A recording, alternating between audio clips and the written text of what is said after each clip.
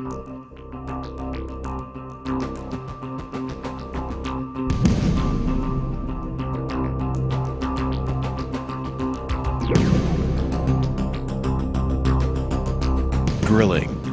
an exciting and demanding job.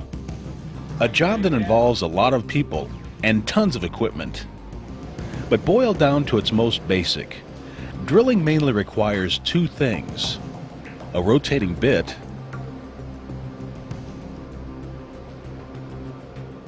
and circulating drilling mud. A top drive is one way to rotate the drill string and bit, and powerful pumps circulate mud down the drill stem and back to the surface. In this program, we'll concentrate on mud circulation. Mud is the pit watcher's concern.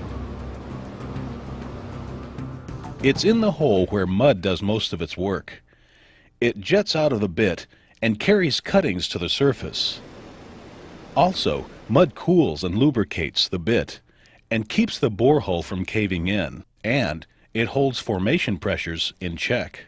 Holds formation pressure in check. That's right, a hole properly full of mud that has the correct weight or density keeps formation fluids that are under pressure from entering the hole.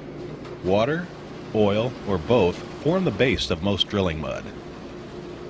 Rig crew members add clays and minerals to the basic liquid to give it desirable properties. One is the mud's weight or density. To find out a mud's weight, you can use a mud balance. First, let's watch a crew member weigh clear water.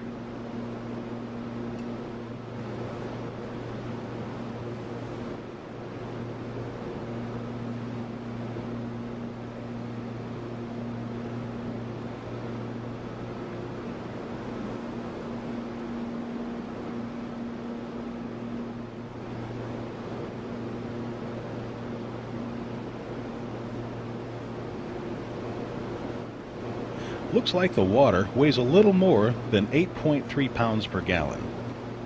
This mud balance is correctly calibrated because clean fresh water weighs 8.33 pounds per gallon. Now, let's watch him weigh a sample of drilling mud that has clays and weighting material in it.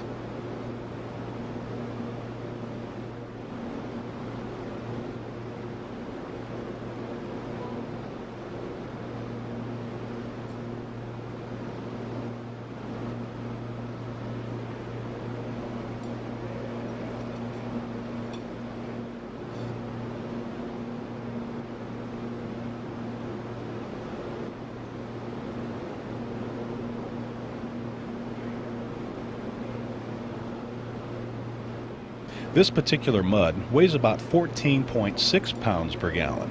Mud weight is important because the more mud weighs, the more pressure it exerts on the bottom of the hole. For example, clear water that weighs 8.3 pounds per gallon exerts 0.4316 pounds per square inch per foot of depth. So here's a hole 1,000 feet deep full of water. The water exerts 431.6 psi at the bottom of the hole. Here's the 1,000-foot hole again, but now it's full of mud that weighs 14.6 ppg. 14.6 ppg mud exerts 0.7592 psi per foot. Thus, the pressure on the bottom is now 759.2 psi. The heavier mud exerts over 300 psi more than clear water. But what if the mud is not dense enough? Its weight is too low and it doesn't develop enough pressure to offset formation pressure. Formation fluids flow into the well. This is called a kick. Or what if the hole is not full of mud of the proper density? Same as before. Formation fluids enter the hole. The well kicks, and if the rig crew fails to control a kick, the well could blow out. Nobody wants this to happen. It's dangerous, costly, and should never occur. And here's the thing. If you're assigned to watch the pits on your rig, You play a big part in preventing this. So, pit watching is an important job. In this program, we'll cover the responsibilities and duties of the pit watcher. In a nutshell, the pit watcher's main job is to observe, record, and report to the driller any changes in what's going on with the mud. The duty station is around the mud tanks, or pits as they're commonly called. To better understand the job, let's look at the basic parts of the mud circulating system. First, the pump sends mud through the discharge line, up the standpipe, into the rotary hose, and through the top drive. Mud then goes down the drill string and out of the bit, where it picks up cuttings and cools the bit. Carrying cuttings, the mud moves up the annulus, the space between the drill string and the bore hole. At the top of the hole, the mud flows into the return flow line. It then falls through the shale shaker and into the first mud tank or sand trap. The shaker helps condition or treat the mud by removing larger cuttings. Once in the tanks or pits, the mud may go through a desander, a desilter, and a degasser before going down the hole. Sometimes it goes through a mud cleaner and centrifuge too. For details, let's start at the shale shaker. This vibrating set of screens removes cuttings from the mud as it returns from the hole. It's the first piece of cleaning equipment the mud encounters after it leaves the mud return line. It's something like a big sifter or sieve. For the shaker to do its job, you have to keep it properly adjusted. Here's how a properly adjusted shaker looks. The last of the mud falls through the screen near the end. Virtually all the cuttings are running off the screen. No mud flows with the cuttings off the screen.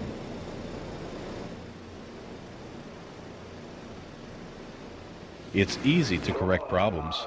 First, adjust the flow to decrease the amount of mud flowing over the screen.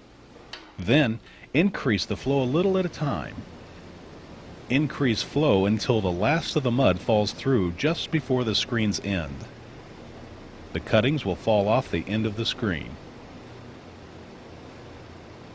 Keep your eye on the cuttings. What you're looking for is changes, like a change in size or shape. They get smaller or bigger, or a change in the amount, more or fewer cuttings than before. Cutting changes indicate downhole changes. Maybe the bit has simply penetrated a new formation.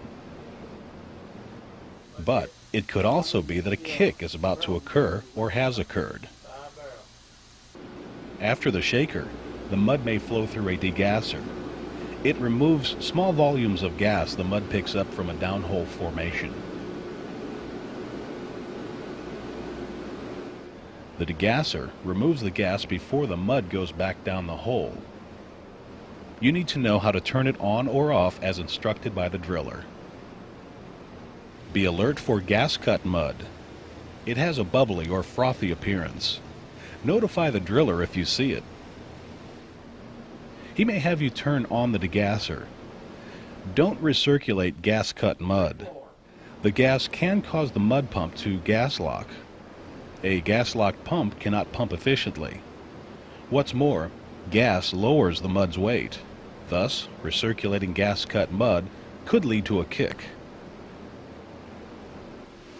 After the shaker, the next piece of cleaning equipment the mud may go through is a desander. After the desander, mud usually goes to the desilter. Both remove small solids from the mud that fall through the shaker. The desander removes larger particles, the desilter the smaller ones. Both work the same way. Mud enters through the side, hits the cone, and rapidly swirls around like a cyclone or a tornado.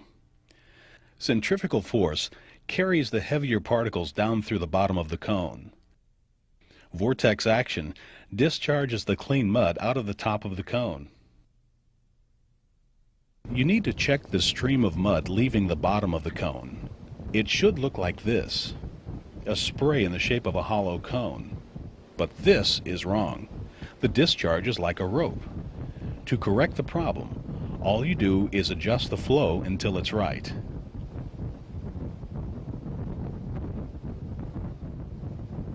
A mud cleaner has hydrocyclones like a desilter, but it also has a vibrating fine mesh screen below the cones. It removes almost all the solids from the mud except barite. Barite is a heavy or dense mineral added to the mud to make it weigh more. A mud with barite in it holds formation pressures in check. And actually, by installing an even finer mesh screen, a mud cleaner can remove barite from the mud. Barite's expensive, so it pays to retrieve it. Adjust the lever to keep the discharge in the form of a cone-shaped spray. Besides keeping an eye on the mud cleaning equipment, a pit watcher also needs to monitor the level of mud in the pits or tanks. Here's why. Mud circulates through a closed system. That is, the same mud circulates over and over. So if you see a gain or loss in the level of mud in the tanks, one of four things is happening. First, when the rig is drilling fast, when the rate of penetration, the ROP, is high, the mud level in the pits drops noticeably. The mud fills the increasing volume of the deepening hole. Second, something changes on the surface, like when you or other crew members mix, jet, or transfer mud. In such cases, the pit level may increase or decrease. It depends on whether you add to or take mud from the pits. Third, the hole penetrates a formation that takes mud.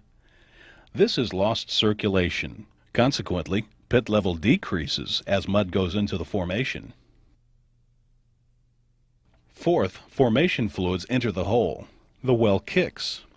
Pit level increases. Formation fluids can enter the hole either during drilling or tripping. To summarize, 1. Fast ROP.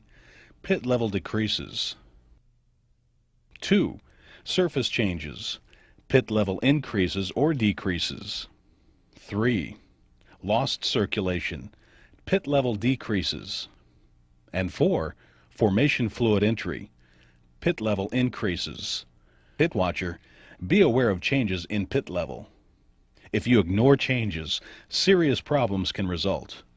For example, a kick causes the pit level to increase. If not controlled, the well could blow out. So, if you detect a pit gain, an increase in pit level, and you haven't done anything on the surface to account for the gain, notify the driller right away.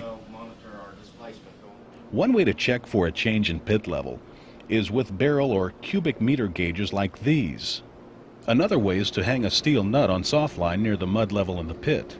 Looks primitive, but it's fail-safe. So keep your eye on the level of mud in the pits and report any changes to the driller. You have to be especially alert to pit level changes when the floor crew trips pipe out of or into the hole. Keep in mind, a hole properly full of mud of the correct weight cannot kick. But if the mud level in the hole drops so the hole is no longer full of mud, the well can kick. With the hole not full, the mud doesn't exert the correct pressure. So when the floor crew pulls pipe from the hole, the mud level in the hole drops. It's just like removing a rod from a container of liquid. As the steel comes out, the mud level falls. It's very important to put mud in the hole to replace the pipe taken out. But here's another wrinkle. When pulling pipe, the drill string and bit can act like a piston in a cylinder. The bit pulls or swabs formation fluids into the hole. Swabbing is a lot like filling a syringe. The plunger inside the syringe is like the bit in the hole. The pressure drop created by the plunger or bit pulls the fluid right in. The hole may actually be full of fluid, but not uniformly full of mud. And the mix of mud and formation fluids does not have the proper weight or density. Swab in enough formation fluids and the well can kick. So during trips, the driller keeps careful track of the amount of mud he put into the hole to replace the drill string steel. He compares the amount that the hole should take with what it actually took. If the figures don't match, he knows he may be swapping fluids into the hole. As a pit watcher, be aware that when the floor crew trips pipe, you need to keep a close watch on the level of mud in the pits. Report a pit gain immediately. Another pit watcher job is to catch a sample of mud and measure and record its temperature. Here it's 68 degrees Fahrenheit. Knowing the mud's temperature is important because certain muds perform best at certain temperatures. Also, temperature changes can signal the possibility of a kick. So, carefully measure and record mud temperature every 15 minutes during drilling operations. For the next measurement, pour the sample through the screen in the top of this special funnel. It's called a marsh funnel. At this point, all he's doing is filtering out any lumps in the mud sample. Now, get a stopwatch, your mud sample. You'll need a little over a quart or a liter, a graduated container to catch the sample, and the marsh funnel. You're going to measure the mud's viscosity, its resistance to flow. First, stop up the end of the funnel with your finger. Then, fill the funnel with mud. Next, start the stopwatch, and at the same time, remove your finger from the end of the funnel. Let the mud flow into the cup. Carefully note when the mud fills the cup to the full mark, the 1 quart level. At this point, stop the watch. Finally, note the number of seconds it took for the quart of mud to flow from the funnel and into the cup. Write this number down on your mud log. Here the mud's funnel viscosity is 70 seconds. When drilling, you should perform this test every 15 minutes, 24 hours a day. If you notice a change in viscosity, report it immediately to the driller. A viscosity change could mean that formation fluids have entered the hole. A kick may be in the making. The next job is to determine the mud's weight or density. Mud weight is important because it keeps the well from kicking. You use a mud balance like this to weigh the mud. It has a beam with a sliding weight. The beam is calibrated to show the mud's weight. This one has pounds per gallon at the top and specific gravity at the bottom. To weigh the mud, fill the cup on the balance until it overflows. Dip the cap in mud. Then spin the cap to force out the air. Put your finger over the cap's air hole and wash off excess mud on the cup and beam. Dry it and put the beam in the fulcrum and balance the beam.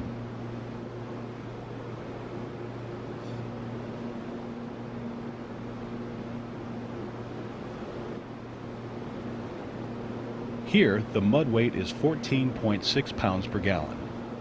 Finally, record the weight. You should weigh and record the mud weight every 15 minutes while drilling is underway. As usual, immediately report any change in the mud weight to the driller. A kick could be happening or about to happen. You've seen that the job of pit watching is vital.